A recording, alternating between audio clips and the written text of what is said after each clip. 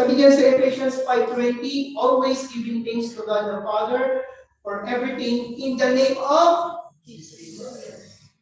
Again, nandun na naman yung play ng Trinity, di ba? Magkaiba ba sila? Ang Diyos Ama, ang Diyos Anak? Magkaiba? Distinct ba sila? Madi-distinguish ba natin? Yes, meron sila, di ba? Dalawa ang Diyos natin? Isa naman Diyos natin. Pero in 3 persons. Okay? So, mamuhay tayo ng may gratefulness. Kasi talagang, kung hindi dahil sa biyaya ng Panginoon, nga po tayong lahat, for sure. Kundi dahil sa pagmamahal ng Diyos Ama sa atin, ibibigay niya ba yung kanyang bugtong na anak for us to be saved? Hindi, pinakamaigi talaga ang response is to live our lives na punong-puno ng gratefulness sa ating Panginoon Diyos. Pangalawa is, let's rest securely. Embrace natin yung identity natin as God's chosen and adopted child. Knowing that God loves us, He has a purpose for us, at itong truth na to ang dapat magbigay sa akin ng kumpiyansa at kapayapaan. Amen. Di ba? Kung ano, Lord, no? Parang sa dami na kinaalala ko, ang sarap ma-realize ngayong umaga na pwede ako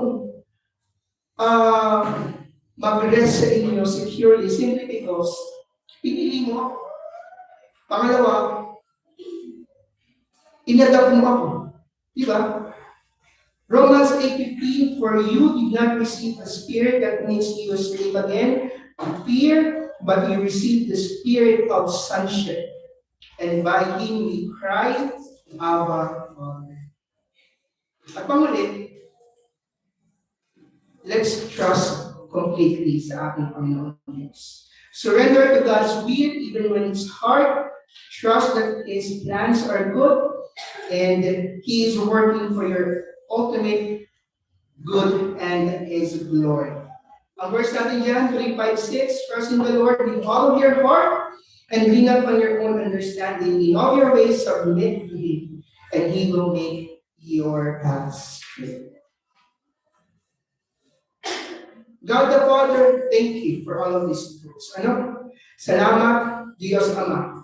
Because indeed you are our loving creator and provider. At lahat ng ito, of course, is through your Son, Jesus Christ, who died on the cross for all of us.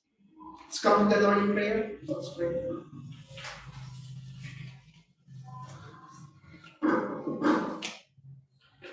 Lord God, kami po ay nagpupulit, nagpapasalamat sa inyo sa mga katotohanan ng aming narinig. God the Father, we thank you for blessing us with so many spiritual blessings. Salamat din, Panginoon, for choosing us. At ganoon din sa pagpili mo sa amin bilang inyong anak. To be one of your adopted. At lahat ng ito, Panginoon, ay posible. Hindi dahil sa sarili naming lakas, sa sarili naming kakayanan. All of this are possible simply because of your Son, Jesus Christ. And allow us, Panginoon, na sa inyong patnubay, sa tulong ng banal na Espiritu, Lord God, allow us to live gratefully, Panginoon. Allow us to rest securely sa inyo, Panginoon, sa inyong mga salita. And allow us, Lord God, to trust in you completely, Panginoon. Lahat ng aming narinig, Panginoon, alam po namin hindi babalik sa inyo ng walang kapuluhan. At hayaan niyo po ang mga salitang ito, Panginoon, ay hindi lamang manatili sa aming puso't isipan, hindi makita sa aming mga buhay, kung kami patuloy na nakiwanag bilang inyo po ang mga anak. We thank you, Lord God. We praise you. We glorify your name. This is our prayer.